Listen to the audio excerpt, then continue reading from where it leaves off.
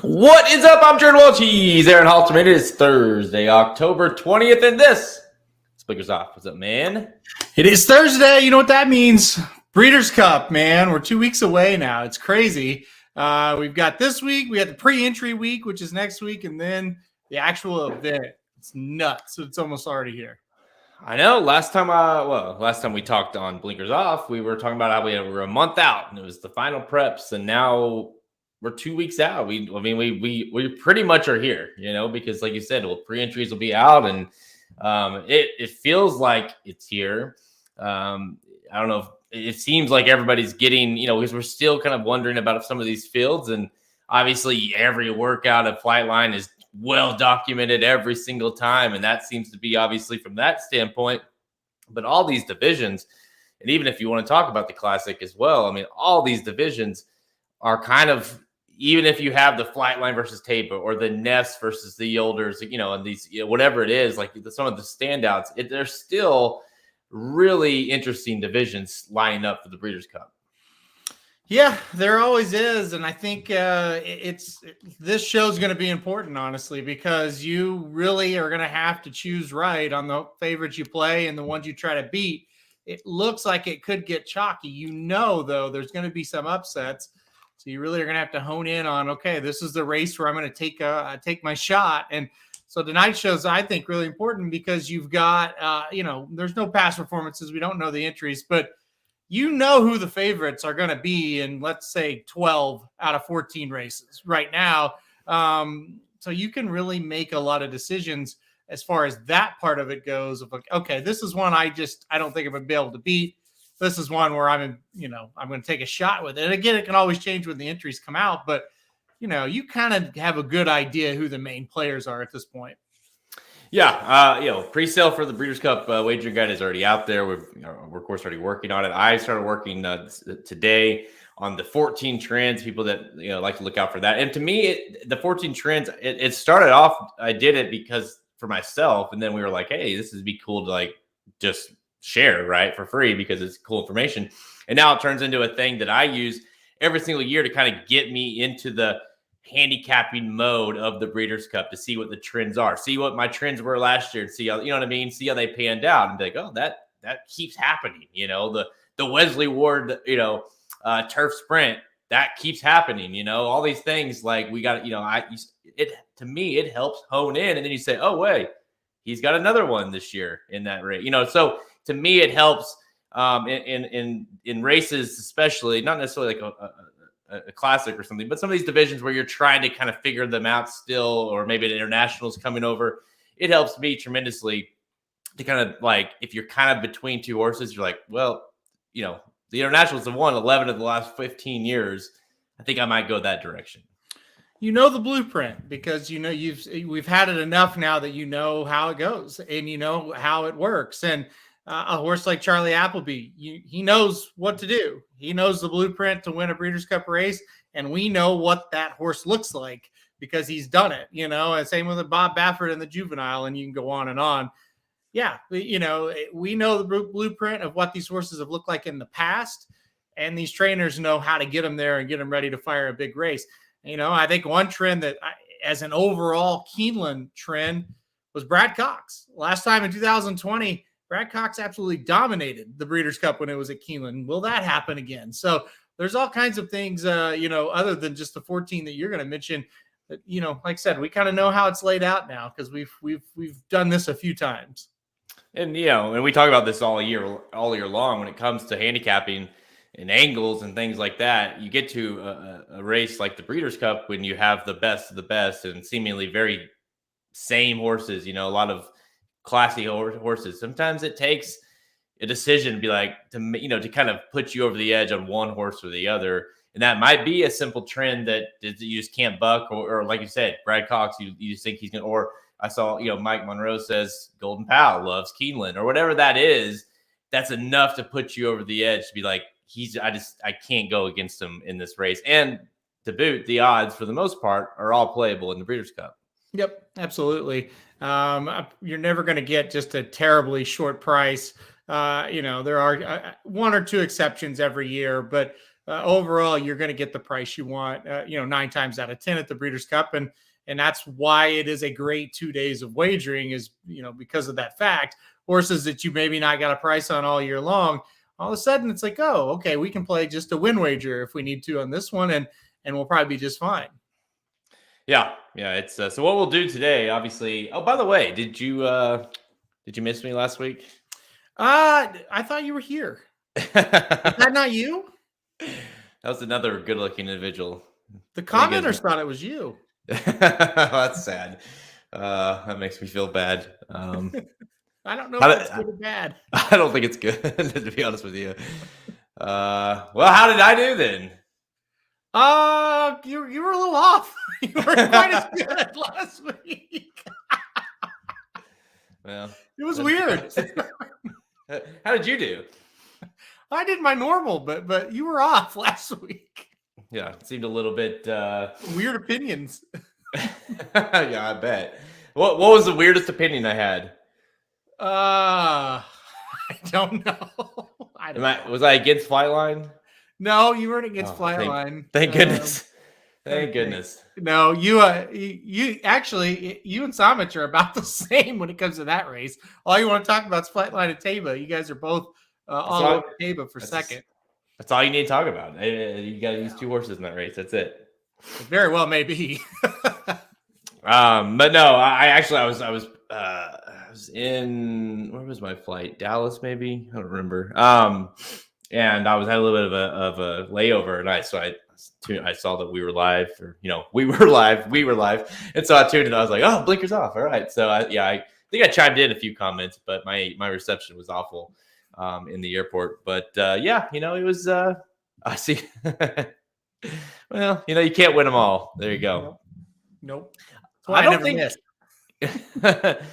How many short fields can we expect for BC? I mean, I don't think you're going to see that many. Probably not that many. No, maybe 1 or 2. I'm skeptical of what the Classic will actually look like once it gets here. But other than that, I don't think you'll see too many. We'll get to this. Jackie's worried in the sprint. I got an interesting take on that race. I don't want to give it away. Well, look though, because obviously I think to me the sprint and the dirt mile are such up in the air for a bunch of these horses. Where's Jack Christopher going? That's a big one, right? So that's, for instance, like we just don't know quite yet. So we're gonna kind of guess on a few of these. Obviously, we're gonna use DRF, which I think Aragona is doing these preliminary morning lines, so to speak, is what we have. I think I read that. Don't quote me on that.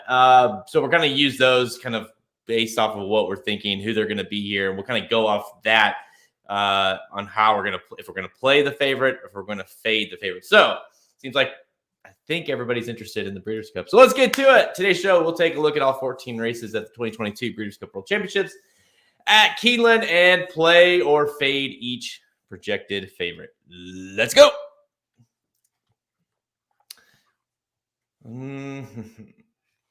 Let's see.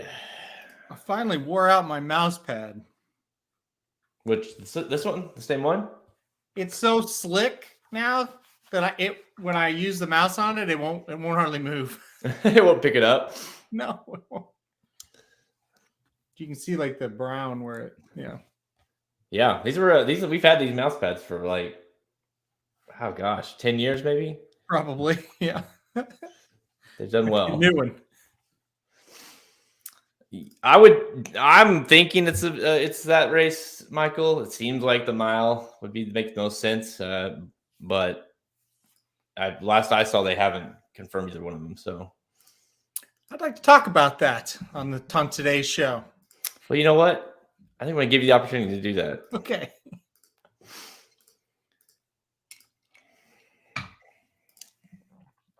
All right. Let's see here.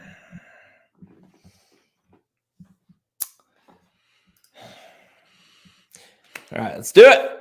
We are just 2 weeks away from the 2022 Breeders' Cup World Championships at Keeneland, and the races are starting to take more and more shape each and every day. We're trying to figure out which horses are coming, which ones aren't. what races they're pointing to, which ones they're not. We're getting closer and closer. We're still a week out from the pre-entries, but we have a better idea now to at least look at each one of these races, get an idea of who the favorite. If you're just listening to this on the podcast version, we're using DRF. You can just go to DRF and go search Breeders' Cup, and they've got a whole list there using kind of each field and who they think is going to be in it and what the odds might be, at least preliminary odds might be. And so we're going to kind of use those as a basis here and give you our play. Like, not necessarily the pick, who our final pick is, but like, are you going to play that favorite? Or are you going to fade that favorite? Are you going to try to beat that favorite? So give us a good angle, a good starting point as we approach each one of these races. And listen, the Juvenile Day obviously is difficult every single year and it starts off with the Juvenile Turf Sprint, which is incredibly tough a lot of times. And we're looking at here as preliminary. The Platinum Queen at 3-1, Love Reigns at 4-1 for Wesley Ward. I would assume Love Reigns would go off the favorite here, but you tell me, what do you think? Right now, I've got Love Reigns as a fade. That could change depending on what the field looks like. I don't like that we haven't seen Love Reigns in a long time, and they scratched out of that Keeneland race a couple of weekends ago. And Wesley Ward said it was because she's doing so well, we don't want to waste the race. We want to just have her best race right there at the Breeders' Cup Juvenile Turf Sprint. Now, like I said, when we get to the day of the race or the week of the race, you got to make that decision. Maybe I change my tune, but right now I think she's a little bit of a fade. That's a pretty long layoff before this horse going into the Breeders' Cup. So a tentative fade is how I'll start off the show with Love Reigns. Well, I'm going to say, I think we're both tentative, but I'm going to go a tentative play with Love Reigns. I look at it either way, honestly. I think that the fact that you haven't had the horse in the race or haven't had a horse in a race, and you'll look at that, you could look at that like, well, something maybe not be completely right with the horse and they don't want to screw her up right before this thing, or like you say, they're just sitting on go and want to use it right here. But this is a race that we've seen. Obviously, it's not been around too long, the Juvenile Turf Sprint, but we've seen horses, trained by Wesley Ward. Obviously, horses that go to very fast, go to the lead, one wire to wire, Bulletin, 4-wheel drive, Golden Pal. So to me, if Love Reigns is entered in here, I would think is going to be the favorite. And I'm tentatively playing this horse, but it's tough. It's close. Yeah, and don't forget about Wesley Ward. His quote unquote other horse won this race last year. Everybody was on Averly Jane, and he wanted Twilight Gleaming. So don't forget, he is a master of entering 2 or 3. So keep an eye on those other ones as well. Keep an eye on who he enters in this race. It's going to make a big difference. I really, more than anything, the trend I like in this race is, and it's not a big secret, is speed. I mean, just seems like speed horses are tough to beat here, right? Internationals are tough. The Americans typically win this race, have won this race every year, because I think the Zeros aren't really training these horses to be turf sprinters, right?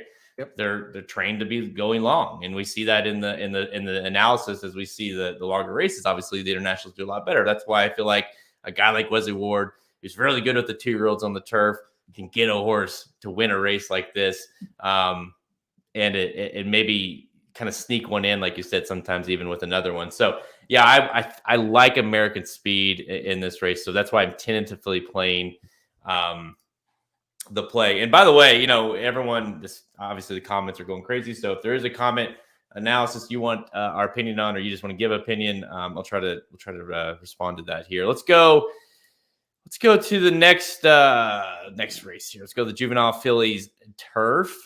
And, this one right now, this one's impossible. Blue Rose Sin is currently the 3-1 favorite. Jonathan Thomas has Delight at 9-2, Free Look at 5-1, Pleasant Passage 6-1. I mean, the list goes on, but Blue Rose Sin is your favorite at 3-1. Interesting horse coming in here, has looked good, but still seems like a lot of unknown. Another race, tentative fade. Probably a little bit more confident. I will try to fade a favorite in this spot than the last one, but still could be listed as a fade. I don't have a ton of confidence in the favorite here. I don't really know who else is going to come over from Europe, and I'm not real sure about any of our horses in our our side of things for coming from the United States in this division. So this one's going to be a fade for me. I'm going to try to find a price most likely in this spot. I'm with you. I think this is a fade. Free Look for me is interesting horse for Chad Brown there at 5-1. I think gets another opportunity there. I don't like playing a horse that I don't know a ton about. And I don't mean that like I know I've seen the horses, races, but it's just like this is a horse that's kind of coming in here and thinking has not been like not against the horse been talked about all year. And two, trending wise, Americans have another race for whatever reason. Americans have ran well in, have dominated, and we've seen. I believe what was it? Was who I don't remember who won this race last year. It was I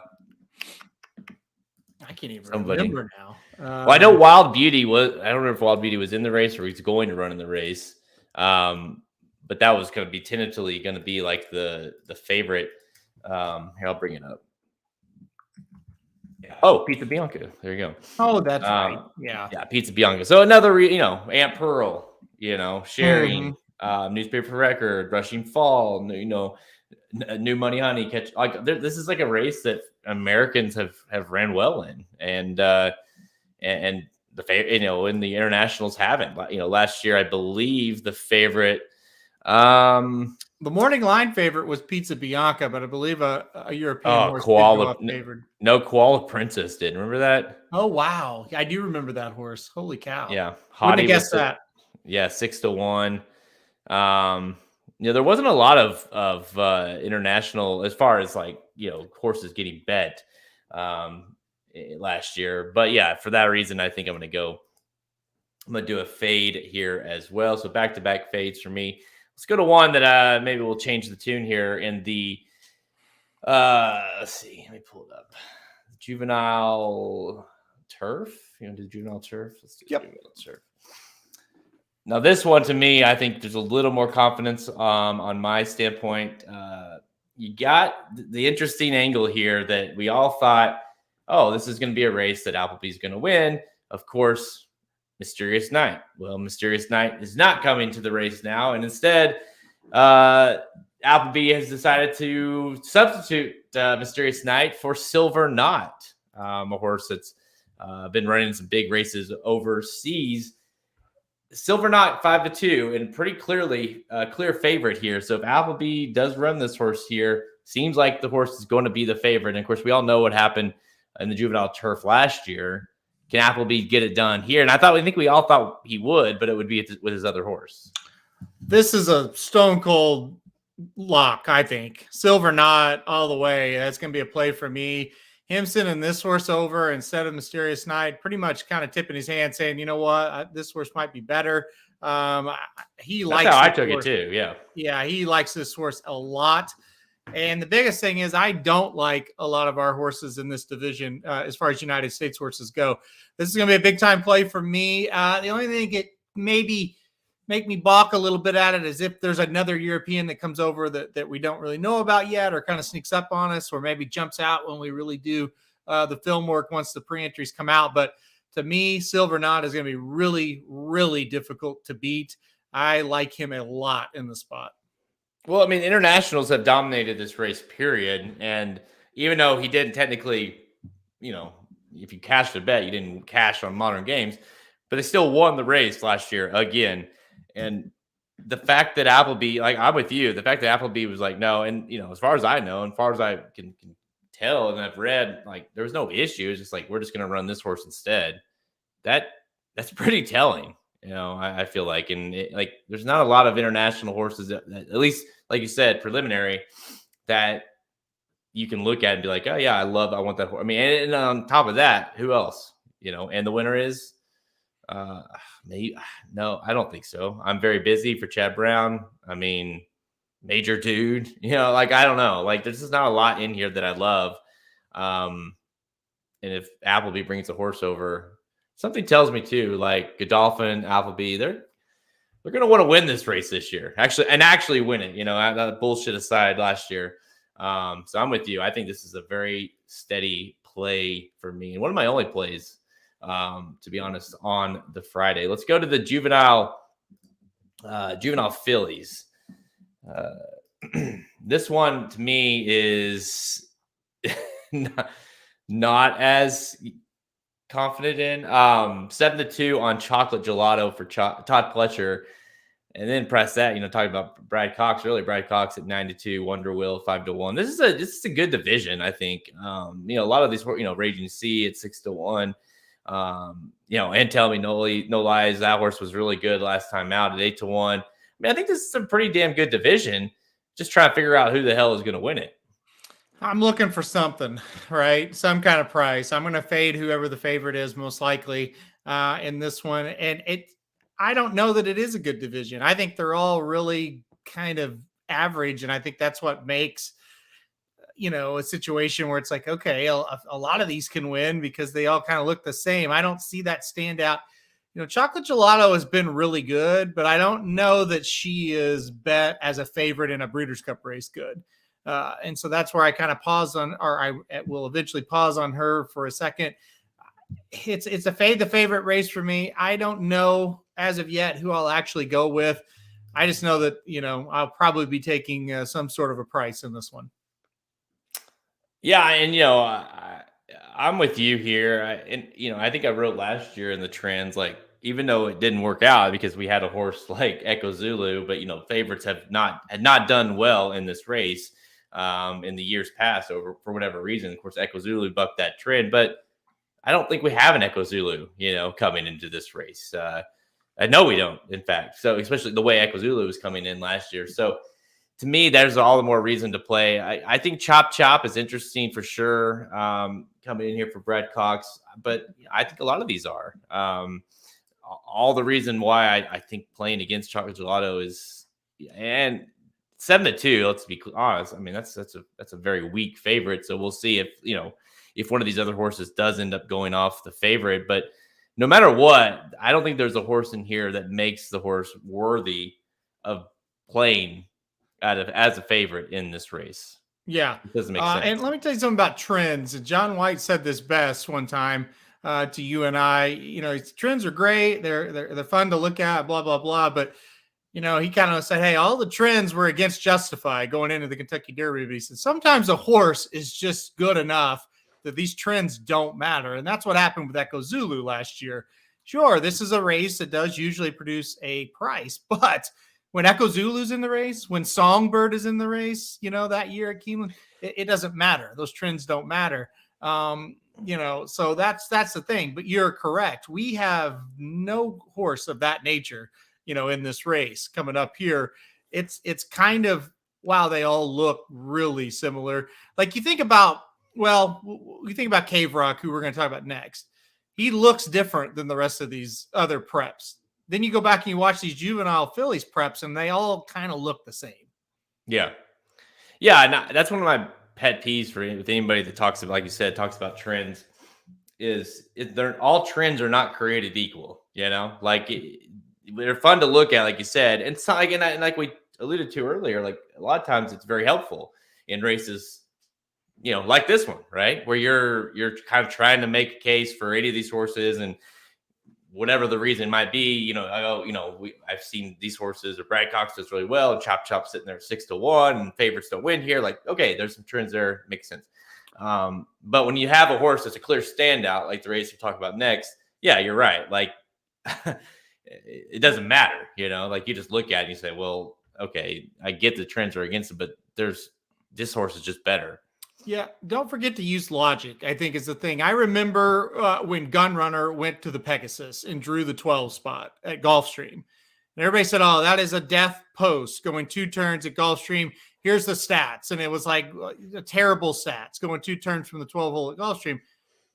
and everybody didn't bet him because of that. Now he still went off as that favorite, but he was a much better price than he should have been.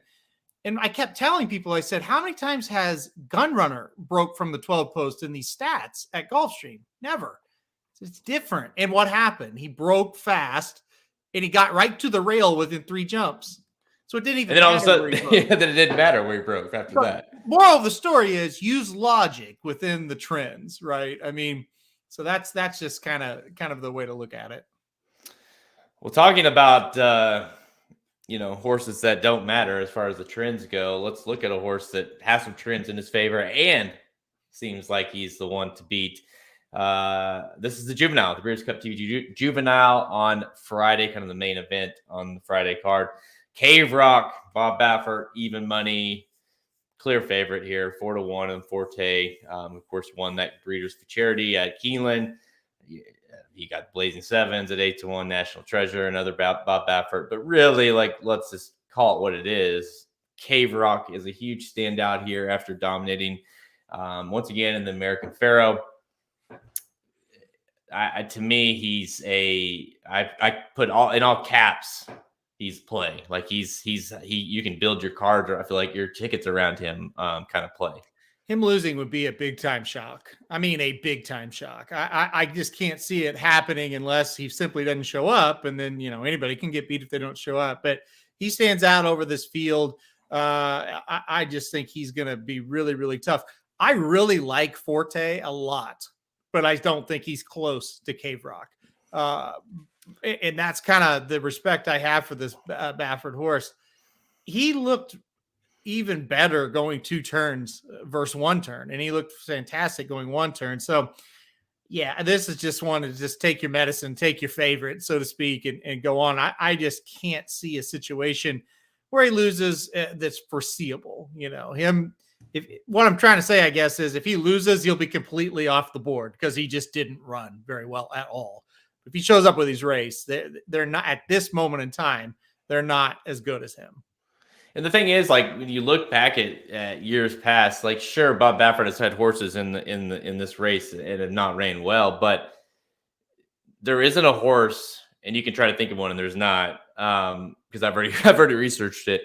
There isn't a horse that has come in this race for Bob Baffert that's got that 2-year-old buzz for Bob Baffert that didn't just roll in this race. Just that hasn't happened. I mean, like I said, sure, he's lost horses and lost. When he's had some weak 6-1 horse or some bullshit horse in here, but last year Corniche came in here and obviously scratches and everything helped, but clearly a standout game winner. It was a clear standout in the race. And when he has horses that come into the race with that kind of hype, it's really hard to get him beat. This horse reminds me of two horses that we've seen. Uncle Mo, the first Breeders' Cup we ever went to, he kind of reminds me a little bit of him. And he reminds me a little bit of American Pharoah. And American Pharoah obviously was going to be a huge favorite and kind of the highlight horse of that Breeders' Cup. It was not a strong Breeders' Cup from a classic standpoint. Pharoah was kind of the hyped horse. Now, he obviously got injured, did not run in it, but still, it was that kind of hype. The Uncle Mo, the Pharoah, this horse isn't going to lose type. And that's what Cave Rock feels like to me. Yeah, and he feels like the now horse as well, right? Like just like you said, Forte, like this horse is cool, really gutty. Feels like a horse that might be really good as a 3-year-old, or at least be in a lot of those races.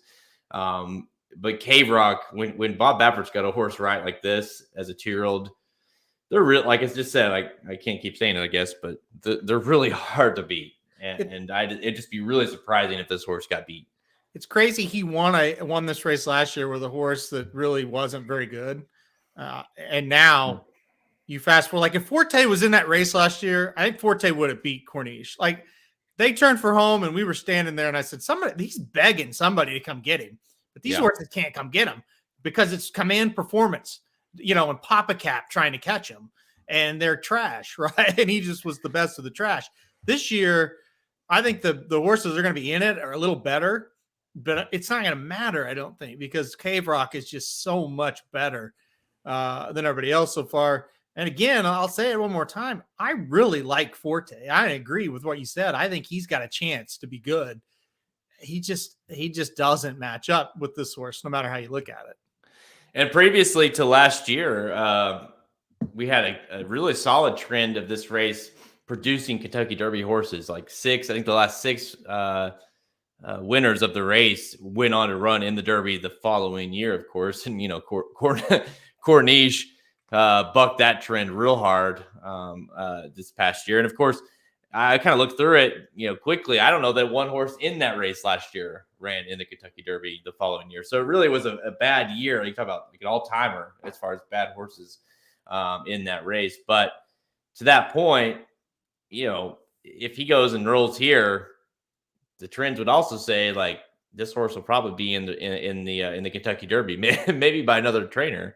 Yeah, I guess, but it would have to be. But if he wins here, and like we think he will, like he seems like a horse that, they all of a sudden have to make a decision what to do with, because he will be a heavy favorite to go to the Derby again. Think about this year. You had Messier, you had Taba. They had to change trainers. Think of the story that was, and it's like, God, this sucks. Okay, they were horses like, yeah, they could win, but who knows? We'll see. Yeah, we picked Taba. We thought he would win, but it's like there's doubt. Pretend this horse like checks all the boxes leading up to the Derby and then has to change. Now you've got your stone cold like lock to be the favorite having to change. It's going to be kind of wild. So, end of the day, while Baffert may deserve all of this, it does kind of hurt from a better handicapper standpoint to have to deal with this again, It also makes you wonder, because last year you had we're fighting this and we don't know what's going to happen. And we're kind of what, you know what I mean? Like, so they waited forever. Like it almost to the point now where you're like, if we win the Juvenile, you start off, 2023, you got a new trainer, like why, like, because you need to get those points. How many horses, that he couldn't get points all year long because they weren't running. Well, Taba wasn't running any races, but these horses weren't getting points that could have gotten points with other trainers. That's the thing that was frustrating. They kept running in those races and eating at points from other horses. And it's just like, this is so dumb. Like, it sucks as a fan, even just a fan that likes to follow the Triple Crown season. There are plenty of people that like to just follow those preps, and it's fun for them, And then it's like, oh, here's Baffert. He entered 3. And, it's like, now like the 4th place finisher got points and that's it. I don't know. It just makes it weird. I'm totally with you, but all right. Well, there you go. We are a major play. I think we both agree on our major play of Friday anyways, being in that Juvenile with Cave Rock. Let's go to Saturday now. Obviously, the main event Saturday being the Classic, but we got a huge day, of course, like we do every year. We'll kick things off with the Filly and Mare Sprint, and Kamari, Wesley Ward. Now, up on the fence, might be the Breeders' Cup Sprint, might be the Filly and Mare Sprint. Your 3-1 favorite, CC at 7-2, and 4-1 on a Goodnight Olive. But you tell me, and I kind of feel like a fade is looming here. Well, if Kamari or CC are the favorites, I will fade. I don't want to play either one of them as favorites. And that's no disrespect to either one. I like them both, but I will be looking for a little bit better of a price. I am skeptical. I think Goodnight Olive might end up being the favorite. And then it kind of gets dicey for me. But as of right now, I've got to say fade in this race. This is another one that produces longer prices a lot. I mean, when Groupie Doll was running, it didn't. But other than that, you see some upsets in this race. So I'll be fading the favorite in this one most likely. Yeah, and it seems like we've seen a lot of horses in this race that I love. I hope Kamari's in here because I want to play against her so bad. Because I think she'll take money, and I think that there's that cheap speed. I don't want to call her cheap speed because she's a good horse, but there'll be a horse that can come get her, and we can kind of bloom an upset. And I don't know who that horse is, right now. If Echo Zulu is sitting there at 10-1, I would definitely look at playing her. But whether it be Edgeway or I think Obligatory it makes a ton of sense in here for that kind of horse that I'm talking about, the horse that you kind of come down and get that speed late. But obviously, all those reasons are saying I'm playing against the favorite here, whether it be if it's not Kamari, if it's CC, it makes it even easier to play against, in my opinion. Can't play her. No, not as a favorite. Not as a favorite. Just can't do it. So I don't know. The favorite is very much in question here. Let's put it that way. Yeah, Nick brings up I really like Obligatory too, and Echo Zulu, and well, all three of them. Good Night Olive. So yeah, we'll see. We'll see. I'm going to be fading the favorite most likely. Echo Zulu kind of put her name back on the, she kind of was out, an afterthought in that last race. Kind of like, all right, this might be kind of her wheelhouse now. So yeah, definitely. If you get anywhere near that price, she obviously becomes much, much more playable. All right, let's go but we are fading the Filly and Mare Sprint. Let's go to the Turf Sprint, Halterman. And this has kind of been a hot button horse this year for some reason. I don't know why or what he did to piss everybody off, but Golden Pal, your 2-1 favorite. And I'm going to guess we're going to see it again, and we're all going to try to beat Golden Pal, right? I mean, I'm not. This is going to be a favorite to play for me. I guess the one caveat that I'll say, kind of pump the brakes on, maybe there's an international horse that comes over that jumps up and it's like, well, there's going to be some favorites on this day. Maybe this is one we can beat. I don't think anybody in this country can beat him though. It's going to take an overseas type. Yeah. I mean, I'm with you. I don't think Golden Pal's losing this race. He also kind of likes Keeneland. I mean, so that's a little bit of a, and favorites dominate this race typically. I don't. Why we try to beat him, I don't know. I guess this could be a race that what I wrote last year is it takes an exceptionally good speed horse to wire this race, and he kind of checks that box in my opinion. He kind of does. Yeah. He kind of likes Keeneland. He kind of likes to get out to the front. He kind of won this race last year pretty easily. To me, if he breaks well, gets out to the lead, I don't really know how they're going to catch him. Again, maybe we get the past performances and there's like a ton of speed all of a sudden in it or something. But to me, if you were going to beat him, it was that day up at Saratoga when they crazily tried to not put him into the front, and they still didn't beat him that day. So I don't know. I don't know why everybody hates him all of a sudden, but I am a strong play at this point. Well, it's funny. Everyone hated him. Everyone was talking about how much we're going to try to beat him next time out after that day at Saratoga. And then he rolled in the Woodford and everyone went off about how good he looked. It's like, where are all the people that didn't like him? What happened to you? I saw 2 or 3 people that were hard fast against him after that Saratoga race.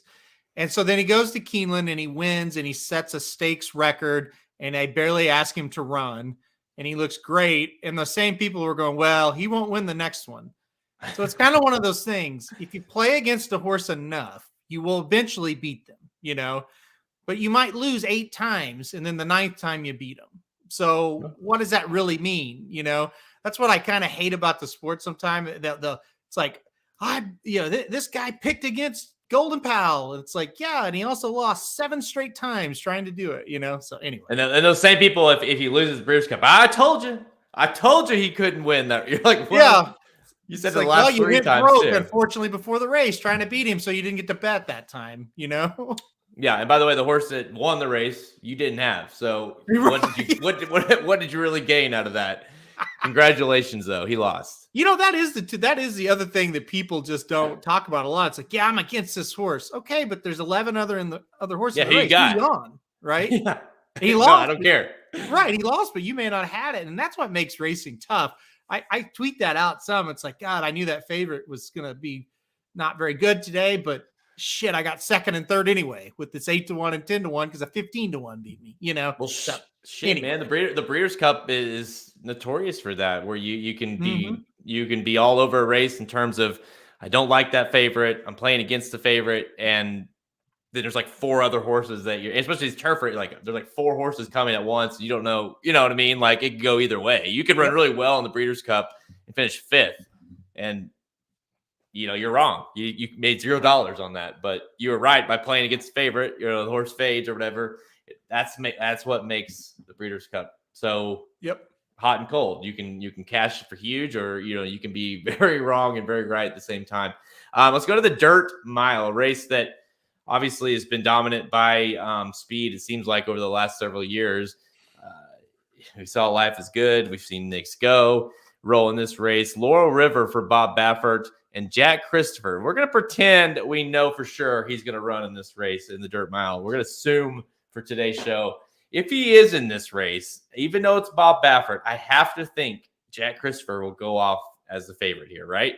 This is all really conditional stuff. And so it's really hard to give you a good answer right now because it's so in flux who's going where. I think Jack Christopher is the favorite. I want all of Jack Christopher wherever he enters. If he is the favorite, I'll probably play him in the spot. I would love to play Jack Christopher in the sprint against Jackie's Warrior. That's what I would love to do that. But if he's not going to be there, obviously I can't do that. So listen, I think Laurel River, if that's worse as the favorite, is probably one I'll have on a ticket too. So it's really hard for me to answer the question that we're playing here because we just don't know. But Laurel River, Jack Christopher, both are horses that I'm interested in. I love Jack Christopher here. I'm with you a little bit on wherever he goes, whichever one. I don't want to, I will definitely be trying to beat Jackie's Warriors, let's put it that way, with him if he does enter that. Because it's kind of like we talked about with Appleby a little bit, where you're like, wherever Chad decides, he obviously thinks that's the race he can win with the horse. You know what I mean? Like if it's the Dirt Mile, he thinks he can win it. If it's sprint, he thinks he can win that one, right? Especially if it's a sprint, in my opinion. If he decides to run the sprint against Jackie's Warrior, who obviously on paper is a very tough horse to beat, that to me is a huge indication of what he thinks of how well he'll run. Can we just talk about how good he is? He is really, really good. And he's one, I knew he was a very good 2-year-old, and I was disappointed that he scratched last year. I was skeptical about what he would do as a 3-year-old. He has been phenomenal. The one race he lost was at a distance he did not want to run. He still made the same exact move he always made, and then he started to slow down. By the way, he got beat by Cyberknife and Taba. Those are two really, really nice horses. So it's not like Chopped Liver beat him in that race. He ran really well in the Haskell for a horse that doesn't want to run a mile and an eighth. So yeah, it wasn't like he faded to like 8th or something, or he tried his ass off. He clearly didn't want to go that far. Pennsylvania Derby winner Taba, I believe second place, right? Cyberknife in the Travers. Yep. I mean, definitely good horses who beat him. He ran his race, and it just he couldn't accelerate as much because he was tired. Do you remember when we watched the last race, the Jerkins, where we were at when we watched that race at Saratoga together? Mm-hmm. We were right at the mid stretch, right when a horse, if he's getting challenged, he needs to kind of kick on, and he was cruising, and that jockey saw Gunite coming. And we saw Gunite coming, and I looked at you and said, "Oh shit, that horse is running huge." Yep. That jockey just kind of gave him a little cue. He totally dusted him. I mean, it was super impressive when they woke him up. How he Gunite's solid. He's gutty, and he ran a good race that day. Yeah. And I remember after the race, we were like, "Man, that was an impressive effort by Gunite to kind of at least battle Jack." But of course, it was different ballpark with Jack Christopher, but still, yeah, he's got such great.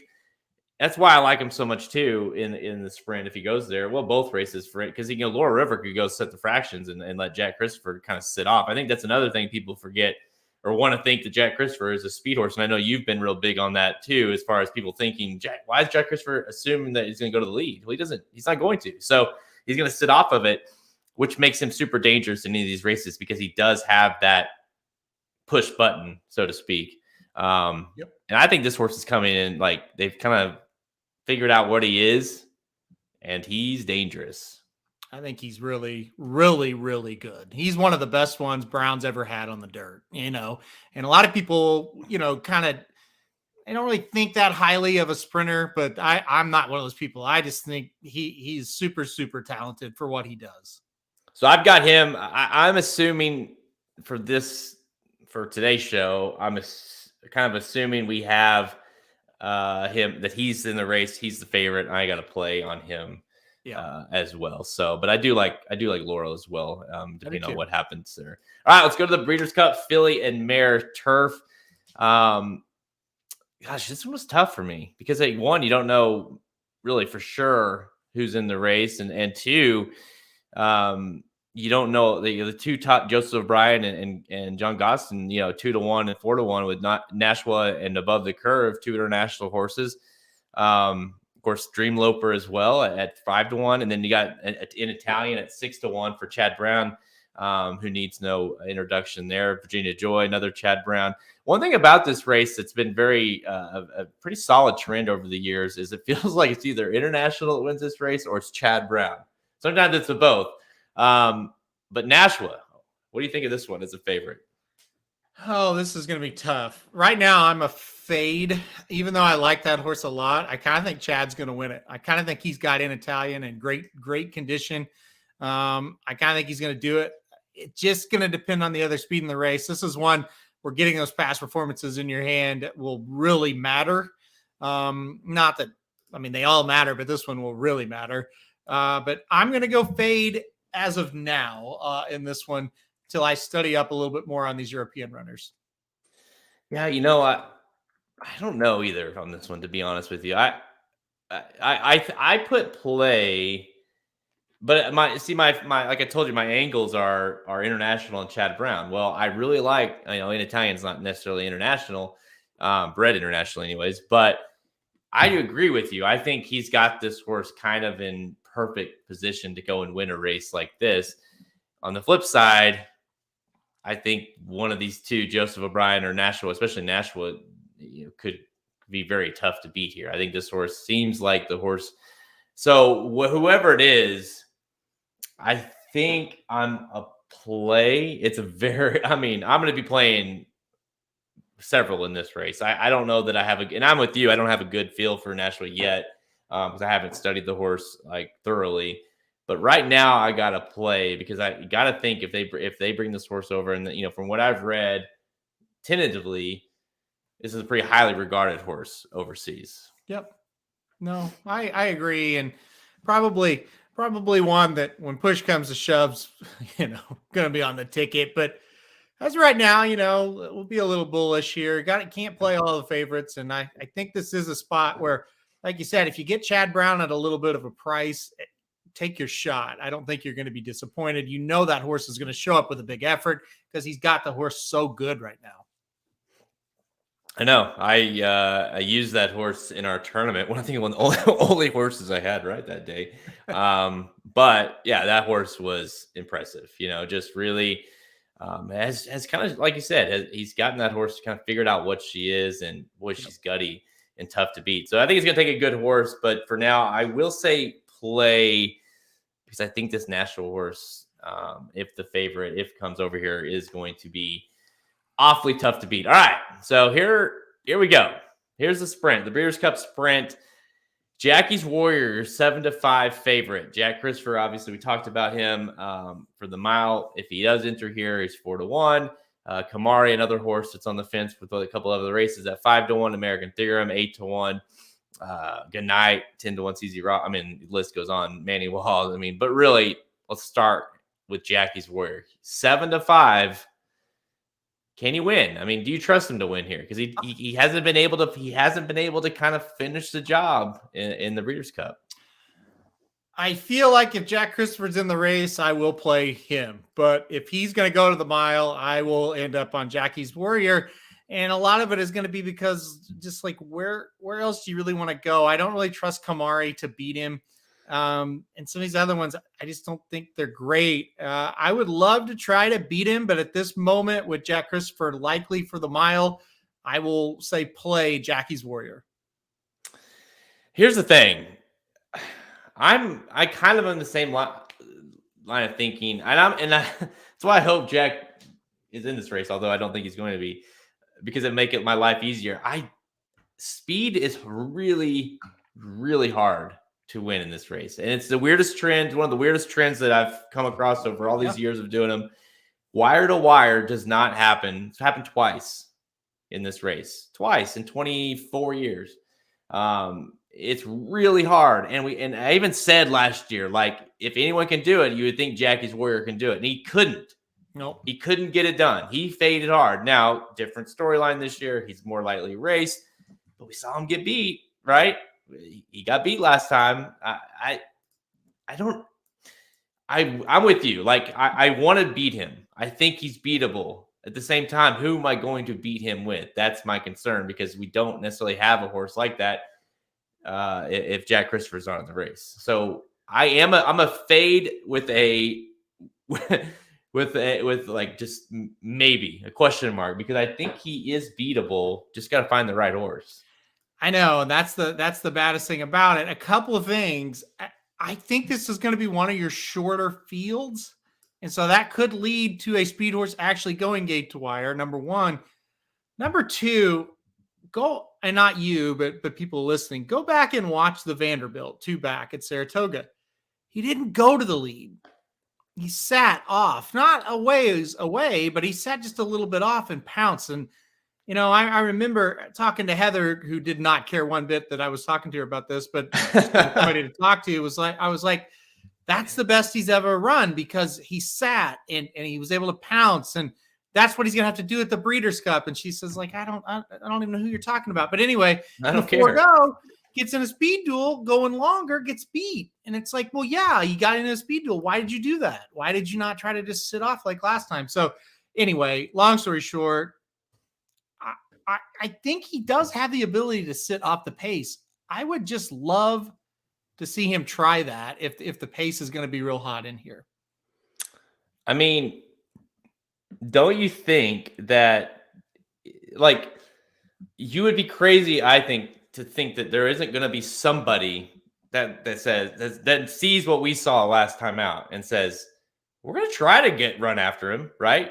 Try to make this, because look what Pipeline did that day, and it burned him up, right? And maybe it's a horse that no one knows or cares about, but if they're fast enough to do that, it's like, hey, he's beatable. And it becomes like, but again, who's going to do it? You don't have Cody's Wish in here, who obviously wants to go longer than this. So it's like, who is going to be that horse? But from a guy that's backed him for many, many times, and that last time, I don't know if maybe I have too much of a sour taste in my mouth after that last race with him. Like, I don't know what it is, because he should win here. I get that.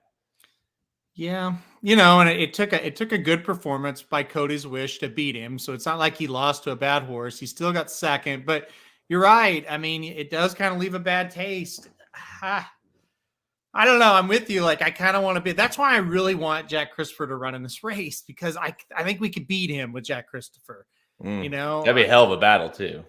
Yeah, but I think you'd get him in the end. But I just, these other horses, I'm just not real happy about. So who actually draws in will be really important. But as of right now, like I said, it's a play for me.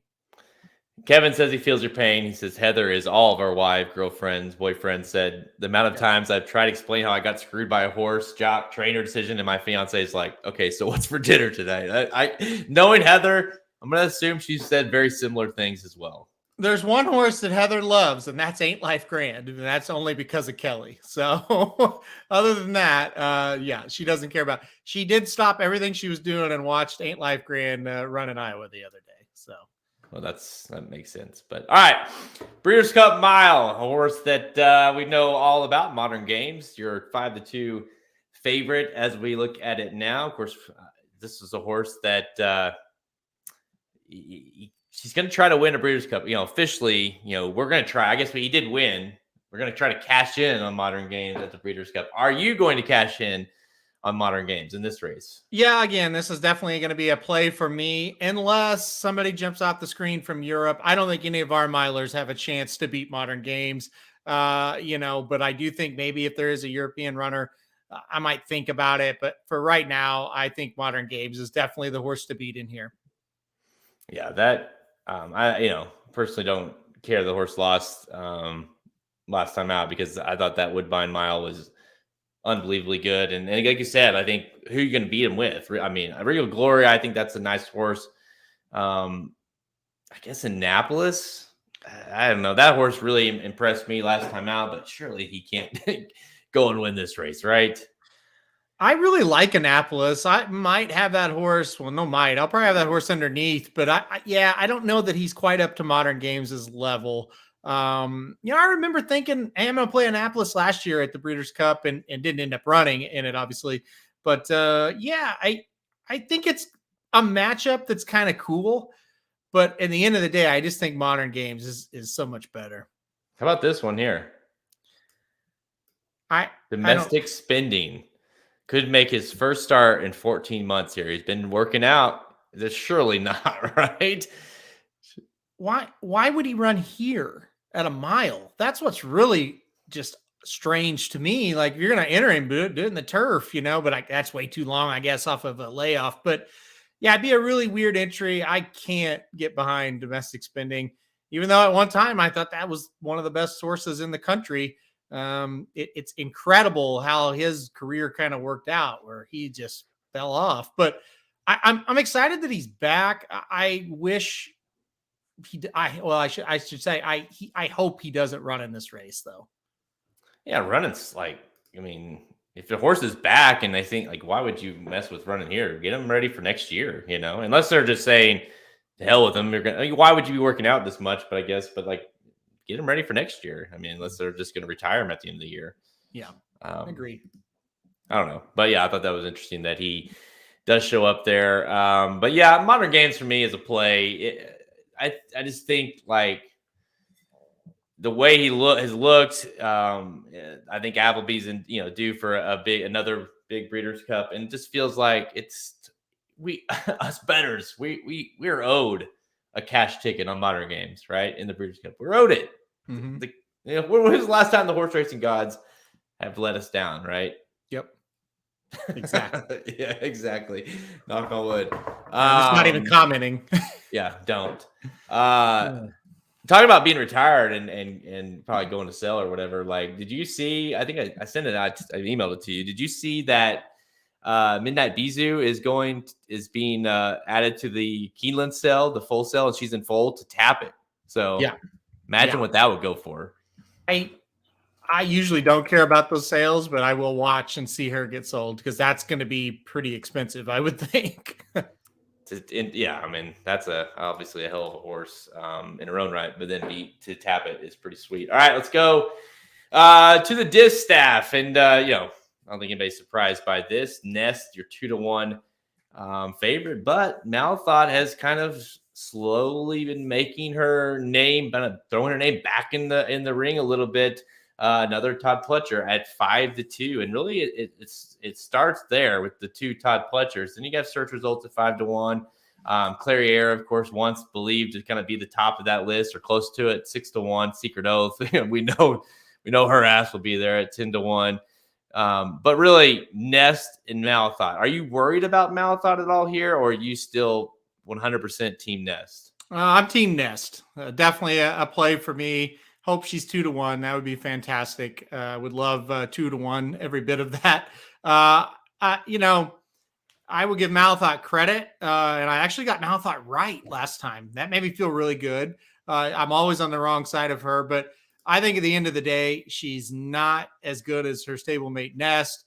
I think Malthot has taken advantage of a older Fillies Mare division that, for lack of a better term, has kind of fallen apart.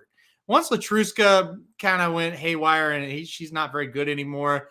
And Clairiere, weird shit happened to her last time out, and haven't seen her since. Malthot just kind of took advantage of that. I think she's running up against a monster in Nest. I've got to go Nest, and this is a favorite to play for me. Yeah, I don't see a situation that Nest just seems like she's in another world, and I get that Malthot's kind of been making, but how could you ever play Malthot and trust that she could run down Nest, or however, I just don't see how you can get there. Search results is interesting. She's been good, right? She's kind of she's that speed horse, because we know Latruska is not gonna be there, and certainly if she was, you couldn't trust her to hold on. But search results obviously has been very good, but getting beat by Malthot, and then of course getting beat to horses that I think Nest would beat easily. I can't get there with her. Nest is, I think you talk about Nest, you talk about Cave Rock, and you talk about Flightline. I mean, to me, those are three of probably my biggest opinions of the Breeders' Cup so far. Yeah, no, that's definitely fair. I can't argue with that. All right, so let's. I think we were pretty clear on that one. Just on the Distaff, we both really like Nest. All right, the Turf. This is another interesting year. It is every year. Obviously, Rebels Romance Appleby, another Appleby horse at 5-2. I mean, this horse, if Rebels Romance is here, this horse he'll be tough. And I think Warlike Goddess is interesting. Obviously, at 4-1, looked awesome last time out. To beat that horse, to beat the other Appleby, I had a Dyer. How do you say that? Well, you can tell me. The other Appleby. Just to me, I've got whoever that favorite is, whichever Appleby it is, or maybe it's just one of them. I've got play. Rebels Romance play for sure. I might sprinkle in a little Warlike Goddess. I'm with you. I like that horse. I had a big crush on her for a long time. Rebels Romance looks really, really good. So that's going to be a play for me. And that trainer is really, really good in Charlie Appleby. So play for me. Man, is this like, I know it's like not the biggest question, but it feels like another Breeders' Cup that you talk about Charles Appleby. Like this guy's got plenty of opportunities to take home, 3-4 races easily, right? I mean, could. He kind of has got the reputation now of when he brings one over, it's kind of like when Baffert has a 3-year-old, just play the Baffert horse, right? And that's Appleby has been so good the last really 4 years even. It feels like he's going to have a really, really good Breeders' Cup. And, like I said, really, really good guy from all accounts. So, easy guy to root for. Is there anyone else in here that...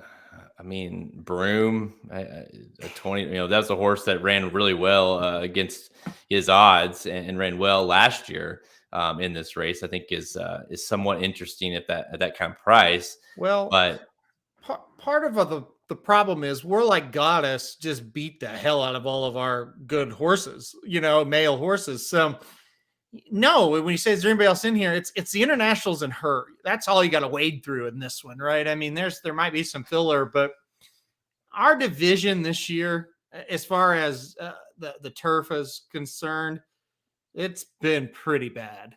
And like I said, Warlike Goddess beat the shit out of those horses, and she's clearly our best turf horse. But you're asking a whole nother thing from her in this one. She's going to have to be exceptional. Yeah, I mean, honestly, this is a race that just and not even to further your point. Not only did she prove kind of that this is a weak division for especially the male side, the internationals, the Euros have dominated this race. Yeah, over the last 14, 15 years. Complete, like almost one every year kind of domination. Because when they send a horse over, they're not sending the horse over just to say, hey, we ran in the turf. No, that horse is coming to win. And 99% of the time, they're a hell of a lot better than what we have to offer, right? Yep. So it just is that simple. So if Appleby brings over that horse, or I think we saw it last year. Broom's not great, but was better than what we had. Yep. And ran well that day. So I don't think, I appreciate the tout, but I don't think Jared can pick Red Knight in this race.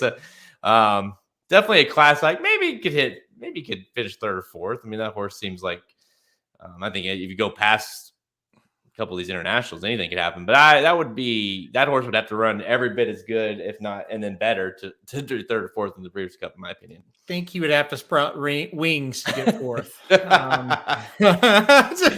To be honest, sprout wings. All right, so it looks like this I'm not even going to attempt to defend. Dyer not coming. So yeah, we'll see.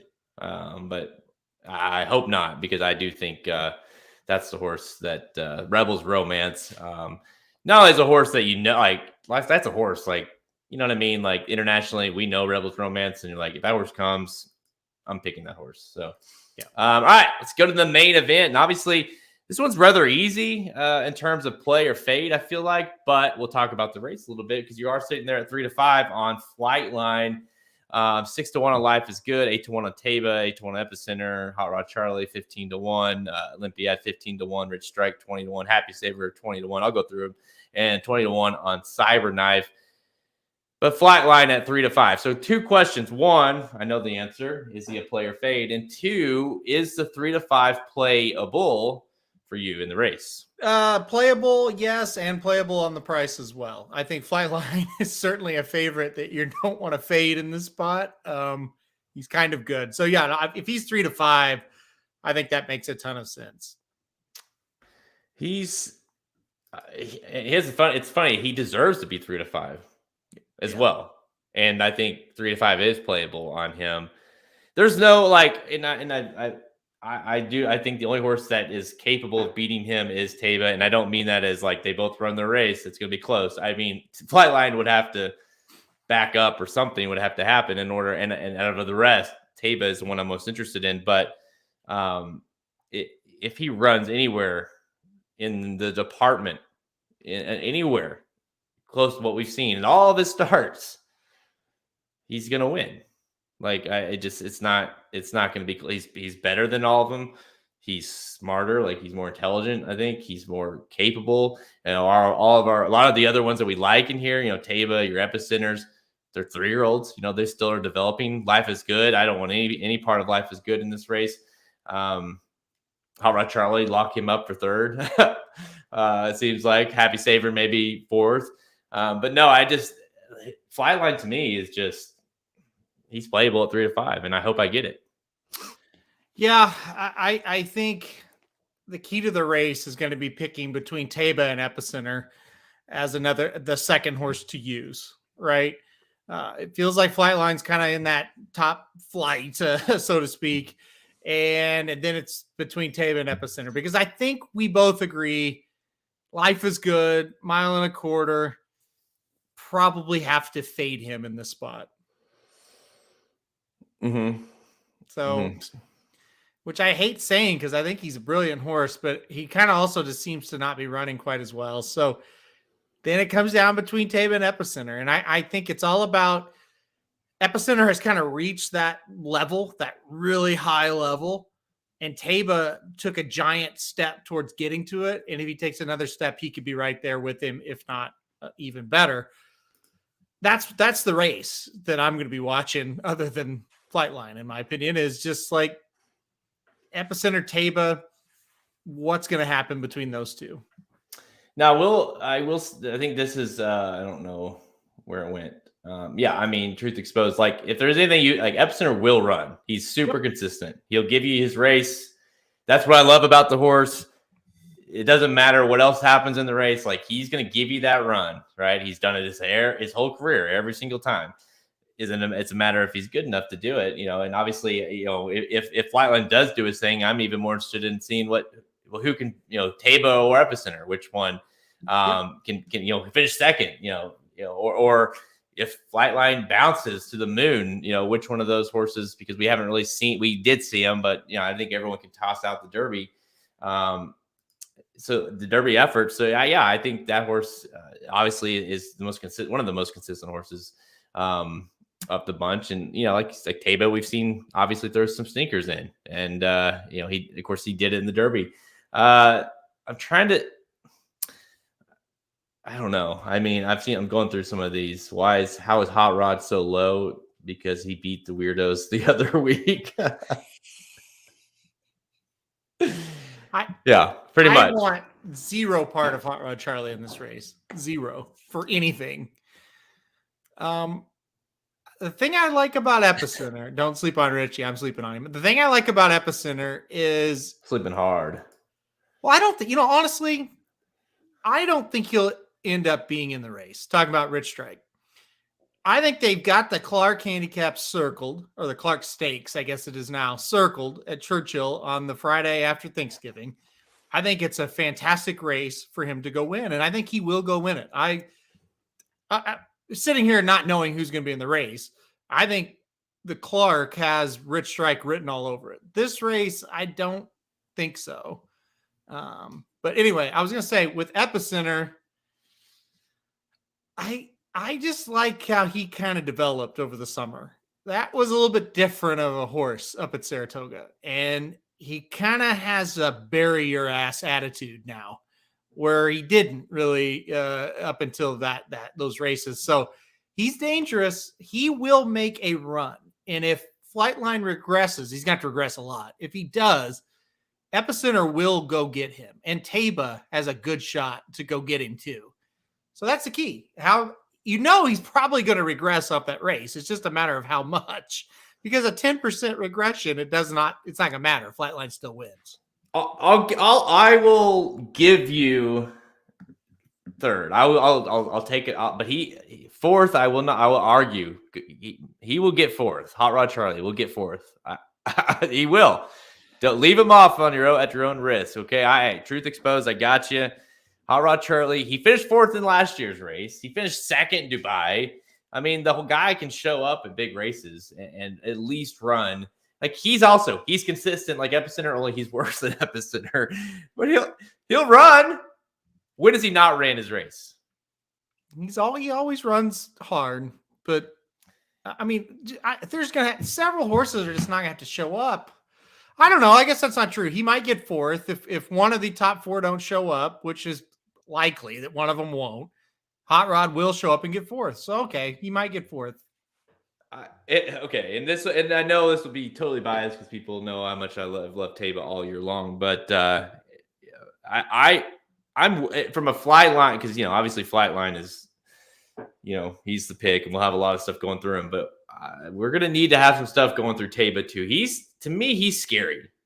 I think he's coming into the race the right way. Oh, yeah. Bob Baffert. I've heard enough from him, from people around him, like how much he likes Taba, how much the horse has worked out well. We know that when he does win this race, he wins it with 3-year-olds. Taba is his horse in this race, and he likes him a lot. And to me, I get it. He gets it. I think, Flightline is a tough task, but if somehow he doesn't do his thing, Flightline that is, I just think Taba's he's going to be dangerous. Oh, I think he's really dangerous. I think he's coming into the race, like you just said it best. He's coming into the race really strongly.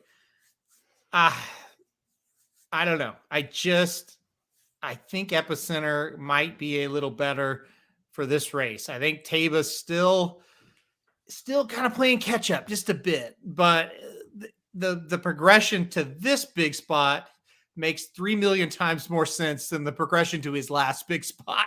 And that's what makes him really, really dangerous. I think he's going to improve off that effort. I think Baffert is in love with him. And I think that is enough for you to be like, look, you got to have some kind of something on him in this race. Hey, truth exposed. I tried to tell you this. Maybe I was a little early, but I definitely told you in August when I did a video that why he could win the Classic. He loves a horse. And why no love for Life is Good? I think we kind of alluded to it. Just he's one-dimensional for starters. He hasn't had a horse like Flightline try to be in the kind of press him or be close to him. And honestly, I think enough that Woodward was just not what you want to see going into this race. There's enough signs there to try to beat him. Seems to be regressing a little bit, and that's not a good sign for a race like this. His last two efforts were not great, and it's probably because he's running a little bit too long. I think, if all these horses are lining up to run a mile, he becomes extremely dangerous. But 1.25 miles, I think, is going to be a little too tough for Life is Good. I think his big chance is if he just gets out too far ahead and that track really holds up for speed that weekend, he might be able to take him gate to wire, but I just think he's going to get caught going 1.25 miles. And that's the big worry. I really like Life is Good as a racehorse. I think when he was at his best and he's at his optimal distance, he's one of the best I've watched in the last 10 or 15 years. I just don't think this is the spot for him. If he was in the mile, he would be really tough to beat. Would you pick him or Jack Christopher in the mile if they diverted to the mile? I would probably take Life is Good if he was in the mile, but I understand why they're not doing it. He has to. He's earned his right to be in the race, no doubt. Yeah, and he already won the mile, and so go try it. But a mile and a quarter against these types, I'm just skeptical that he can get the job done. What gets since we're talking about all these other horses, and then we're sitting there, staring at 3 to 5 on Flightline. What gets him beat? Is it just simply? I mean, nothing gets him beat, in my opinion. It's just like he just doesn't show up, right? Something happens. There's 2 lines of thoughts on if you want to go against him, and I'm not gonna sit there and blame anybody if you want to try to bet against him. But these are the 2 lines of thoughts. One, he ran so well last time out that he can't repeat it, and he just bounces, and he just does not run very well, right? And that could happen. Or 2, and it's a thought, and I saw somebody in the chat, can't remember who it was, he hadn't beat anybody. These horses he's beating up on are terrible. It's not wrong, right? Okay, yes, Country Grammar did win the Dubai World Cup, but since he's come back, he sucked, right? All those horses out of the Pacific Classic sucked their next start. Forget about what they did before that. After that, they sucked. Speaker's Corner, he sucked after he faced Flightline. Yeah, he was really good coming into that race. He's been awful since. So there are people out there that think, hey, it's inflated because he's beating up on dummies. This is the best field he's faced for sure. So those are your 2 cases against him. To me, I don't think they're good enough cases. If he would have won the Pacific Classic by a couple of lengths, I would start to get worried, but he was on another planet away from those other horses. And you could say the same thing about him against Speaker's Corner. He was on another planet from him. The numbers don't lie. It's a dramatic difference. And the regression part of it is the only way he gets beat, in my opinion. Yeah, I mean, and obviously to that point, Sadler has been very like that. I mean, that's why the horse has ran 5 times ever, right? Because the horse is just he's being so careful. I mean, from the time of there's allowance race, they waited.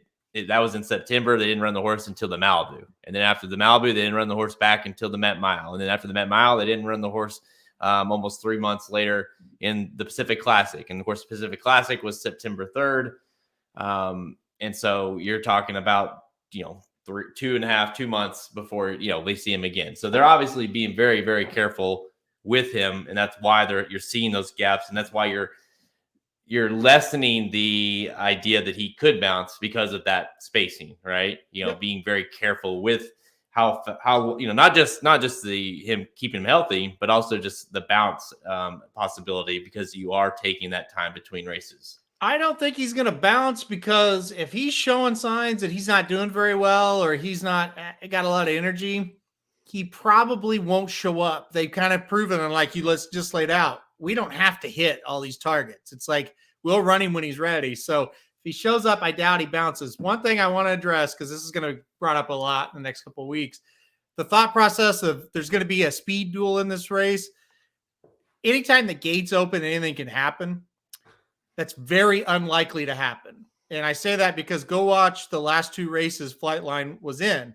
He was not on the lead. He does not need the lead. He's fast enough to go to the lead, but they will not send him into a speed duel. That is very unlikely to happen. What the likely scenario is Life is Good's going to be out in front and Flightline's going to be behind him by a length or 2. I don't think you're going to see 2 horses knock heads in this race.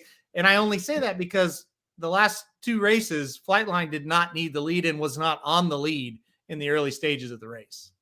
Well, and honestly, I think that's why I like having Life is Good in the race. Makes me like a horse like Flightline that much more because I think what he does is he ensures a very fast pace for everybody else, right? And we know Flightline has no problem being fast, right? Earlier in the race because he's fast late too. So a horse like Life is Good will go fast because that's what he does. But Flightline will stay with him because he can, right? But he won't. He doesn't necessarily need to battle with it. I just mean he'll be right there. So when Life is Good is like, hey, fuck this. Okay.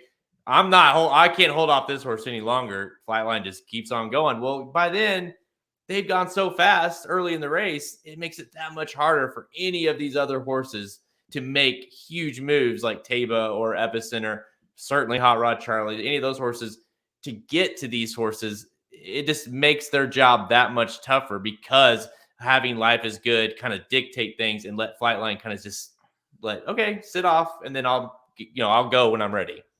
Yeah, and that's just it. I mean, I think he might damage Life is Good by stalking a little closer than Life is Good really likes.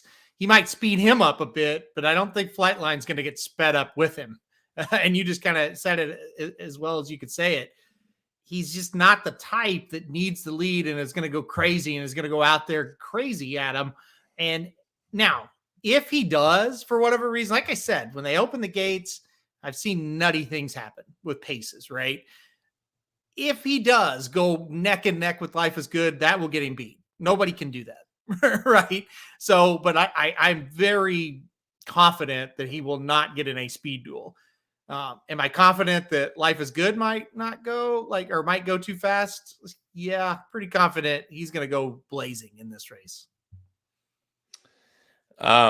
Just kind of looking through, especially the Met Mile, that's a horse. At one point he was like at the half, he was like three lengths back. Flightline was, and I remember for like half a second, like, oh shit, like what? Because obviously they did everything they could, Speaker's Corner and Alvarado, to try to keep him out of the race a little bit there early on. But obviously he set off just fine. And then you go look at the Pacific Classic going a mile and a quarter, and even though it seemed like there was no speed and there was no way he's not on the lead, sure enough, at the half, Extra Hope was about a length and a half ahead of him. And he just said, all right, that's fine. And then, of course, next thing you know, he's 10 lengths ahead of everybody. Yeah. That was a whole different game as far as the race caliber. But the point is, early in these races, he's showing that he does not need to get to the lead. And Life is Good on the flip side shows he has to get on the lead early in the race. And so that's where the race unfolds, in my opinion. Yep, that's just it. With Life is Good, he has proven he has no other choice. He's going. That's it. That's all he knows how to do. And it's very dangerous when you have that elite speed. So that's what you do, right? He has no interest in doing anything else. Flightline, he can go to the front, but he didn't have to. Say Life is Good breaks horrific and he's last. Sure, Flightline will then have the ability to go out and take him gate to wire, and that's fine. But if there's one that's just blazing, he does not have to go out there with him. No.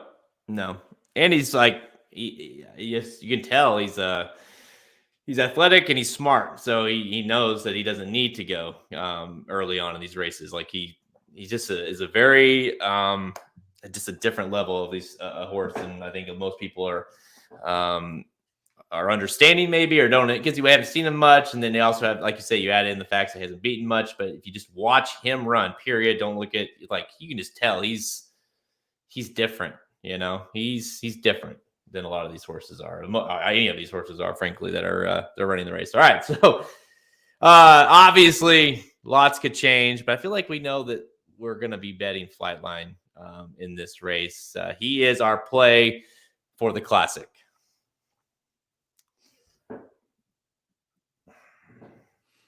That was fun. If you guys can't tell, I think if we can't tell, everyone's a little excited for the Classic. Woo! Boy, next week on this show, pre-entries. How about that? Love it. Pre-entries, and then hey, by the way, the next week, Breeders' Cup. Next week, live from Lexington, taking bowl shots during the podcast. That'll be fun. Bowl shots. We have obviously the Friday Saturday previews, the Friday Saturday reactions. We'll have tournaments happening Friday Saturday. It's gonna be wild. Hope you catch up on your sleep now. Magic, Samich, you, me, we're all gonna be there. It's dangerous when we got Magic we've convinced him that COVID's over and we got him out of the house to go to the Breeders' Cup. So who knows what's going to happen? That's right. I'm excited to see Magic. Haven't seen him since last Breeders' Cup. Hey, Steven, all you got to do is hit us up. We'll be around, walking around everywhere. And if likely at least one of us will have polos on. Samich has got 2 seats in the BCBC, so he'll be doing that for most of the day on each day. But, we'll have Magic working and, but Alfred and I will definitely be around. We accept drinks. That's usually it. If you bribe us with drinks, we will take a picture with you. I've always said the greatest thing about the big events like the Breeders' Cup is, our work as far as getting everything put out, like product wise and stuff, it ends basically when they break the gates for the Breeders' Cup races on Friday. So then Friday and Saturday, you can kind of relax and enjoy it because you've put in just like countless hours. And then when the races get there, you can finally relax and have fun. So we will be having a great time on those 2 days. So definitely hit us up. And we would love to talk with you or whatever y'all would like to do. We'll do most things. Most anything. And honestly, on top of that, you're especially with the Breeders' Cup when we've been studying these horses literally for a year. Your work's done, and from the handicapping standpoint as well. Like not only is our work done for the business and the site, it's like you get to the race and I don't even need a form. Like, well, I really like the 3. I like you know what I mean? Like we just. Yep. All these horses, who your bet is, your opinion's not changed. There's very light scratches usually in a Breeders' Cup race. And so you just kind of go there and enjoy it and hope your opinions are right. Last year, I enjoyed Thursday before the Breeders' Cup way too much, though. Way too much. Well, bull shots will do that to you. Yeah, thanks. We work our asses off for this event every year. Last time we were at Keeneland, it was just Halterman and I, right. and frankly, just Halterman and I, and like 1,000 other people. It was of course 2020 COVID year, and it was the weirdest. It was awesome. I mean, we literally sat in the stands at the finish line by ourselves watching the race. I mean, it was a weird. Like it was so weird. Like you could leave your bag. And just like go get a drink and then come back and you'd be gone for 2 minutes. It was so strange, but it was obviously amazing to be there. We were there for Faro too. I think it's gonna be a little more closer to the Faro year than it was that year. Yeah, Faro year was nuts, and this year will be nuts again. Last year was fantastic. We parked like 2 feet from the building. I mean, it was amazing. Yeah, it was awesome. And I'll never ever forget. Going to the Breeders' Cup races. And like I said, there's like 500 people there, just owners basically and press. And, and then that night we went out with Dr. Miranda to McCarthy's, which is a bar downtown Lexington. And it's just freaking packed. I mean, and it's like, what are we doing right now? Like canceled the Breeders' Cup and we went into this place. And there's like 1,000 people in this bar that's like tiny. It's like this with this many masks were in there as well. So you're like, what are we doing here? Yeah. But anyways. All right, that's all the time we have. Check us out at racingnews.com for our free picks and, of course, our premium selections on our products page. Click the Get Racing News premium button at the menu at racingnews.com to learn more. Speaking of the products page, go get your hands on our Breeders' Cup wagering guide. It's now available for pre-sale. It's out there right now. You can go buy it and be the first to get it as soon as it's released. It'll be sent out. So you'll be the first to get that when it is released. It's going to be huge. It's huge every year, but we've convinced Slim. So Slim will be he'll be doing value plays on the wagering guide. We've got Somabomb, we got Samich. He'll be doing betting challenge tournament strategy. So he'll be looking at some of the tournament plays he likes and how he's going to approach that. We'll be doing live bankroll. Halterman and I, of course, teaming up again at the Breeders' Cup to hopefully cash some tickets on our live bankroll. We'll have top 4 consensus from all the Racing Dudes handicappers. So it's a huge guide. Of course, all the analysis for all 14 races from Halterman, as well as any undercard races. So yeah, it's kind of a big guide. And go get that at racingdudes.com right now to be the first to access that when it goes live. We are your destination site for all free horse racing picks to all the major horse racing tracks. We're on Twitter at @racing_dudes, Instagram and Facebook. You'll definitely want to follow us on those social pages. As we get closer, of course, being live as well, post a lot of pictures while we're there. You can watch all episodes of Blinkers Off by visiting our podcast page. You can listen to them on Apple Podcasts, Spotify, all the places you listen to your podcast. Of course, go to YouTube. Just go to YouTube, search Racing Dudes, and you can find all our content as well. Tons and tons and tons of Breeders' Cup YouTube content. So make sure you go subscribe. If you're watching this on YouTube right now, make sure you like and subscribe and hit that notification bell so you'll be alerted when we go live and do any more videos. The Magic Mike Show, they've got a podcast out now. They went before us early today. They did the late pick 5 at Keeneland. So if you're looking for those Keeneland picks for this weekend on Saturday, they did the late pick 5 analysis for Keeneland on Saturday. Halterman, final thoughts, and who do you like? Are you going to Arizona? Can Arizona get it back with Hopkins back in the lineup? I'm definitely rooting for the Saints tonight. So Kingsbury will get fired because I think he will get fired if the Cardinals lose. So I'll root for the Saints. I think the Saints win it.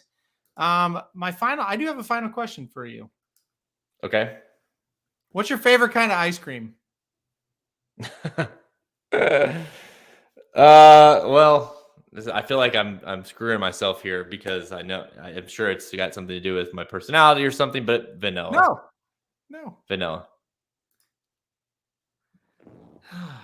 Okay. No, it has nothing to do with your personality, but that's interesting because my dad and I got to talking about ice cream, and we totally we're stealing people from the Magic Mike Show. They went live, and everybody stayed on our show to talk about ice cream. So that was a big joke. And then when we ended, we all went to the Magic Mike chat and talked about ice cream. But no, it's interesting because I said strawberry, and my dad said chocolate, and you said vanilla. And we were talking about how we're very boring with our favorite types of ice cream. So now we've hit the trifecta. Which is well, hey, you needed a vanilla. I'm glad I could feel that. I do like strawberry. That is my other one I get if I don't get vanilla. I know, but the basic ice creams are the best. Yeah, I don't get fancy with it. Like mint chocolate chip and all that shit. No, I don't need it. Now I will put M&Ms in my vanilla ice cream. That's great. Well, sure. Or I got a weird one for you. I'll do Kit Kats in my strawberry. Okay, the strawberry thing's weird. That sounds good though. It's great. Cold Stone, man. Chop it all up. Just saying. I haven't had it in 4 years, but I remember it being good. So that sounds very good. We got to talking about Stewart's on the show as well because we had a couple guys from the North Country. Good ice cream at Stewart's too. Yeah. Yankees are on. I think good luck. Yeah. Those are two good series though. I'm excited for both those series to see. I like the Padres are fun to root for. They're a fun team to watch. They get kind of going. Yeah. Oh, they are. They're a good team. I think the Yankees-Houston game is big tonight. Yankees really need to win it. Hopefully they do. So we get a 1-1 series there as well. Got the hockey games going on. It's Hockey Parlay Thursday. So make sure to check out the hockey games tonight too. Yeah, you're on a parlay kick. What's up with that? I love hockey and I know a lot about it. So I kind of got a little parlay thing going on here. We'll see. Good start. I got the Penguins and the Bruins tonight. Penguins are up 3-0 so far. Bruins Ducks are 0-0. I think, by the way, you didn't ask, but because you don't care. But I think that I like Arizona. I think they're going to get it done tonight. They've got to, right? I mean, I know they don't have to, but they definitely don't have to. you lost Hollywood, but now they've got Nuke back, and then what's his name? Robbie Anderson. I don't give a shit about him, but he's there because Carolina had won him. They got the Saints. What do they? The Saints aren't that good. What do you got to stop Taysom Hill? We'll see. I know. They scored 9 points against Seattle last week. 9. I'm aware. I'm aware. I have Kyler in my, although he does well fantasy just because he's a stat guy. But Yeah. I'm really really struggling because I definitely am starting 2 guys tonight, Nuke and Kyler. I think you have to. But I'm debating on a third with that Eno Benjamin, the running back. But I hate starting people in Thursday night games. I hate it because it 90% of the time doesn't work out for you. And you have to sit there for days looking at your fantasy team, only have 1 point on the board or whatever it is until Sunday. So, and 3 people is just, you're screwed. Literally all my eggs might be in the basket of the Arizona Cardinals, which is really, really troubling. Wish you luck, my friend. All right. On that note, let's get to the game here. Guys, thank you so much for tuning in. Of course, all hands are on deck for the Breeders' Cup. Everything we're doing on the site right now is based off the Breeders' Cup. I'm working on the 14 trends right now. Look for that to be released early next week, probably about the same time as the pre-entries come out. So you can kind of study up on the 14 entries. 14 trends. That's free. It's a guide that kind of gets you guys ready for the Breeders' Cup. So stay tuned for that. And of course, the Breeders' Cup wagering guide, the official Breeders' Cup wagering guide, is going to be available the week after that. So Halterman, good luck on everything you're about to do. I know. Yeah, hopefully we can get some winners home for you guys. I'm enjoying my last week of sanity because pre-entries next week, and then it'll just be downhill from there. All right, guys. I'm Jared Welch. He's Aaron Halterman. Good luck this weekend.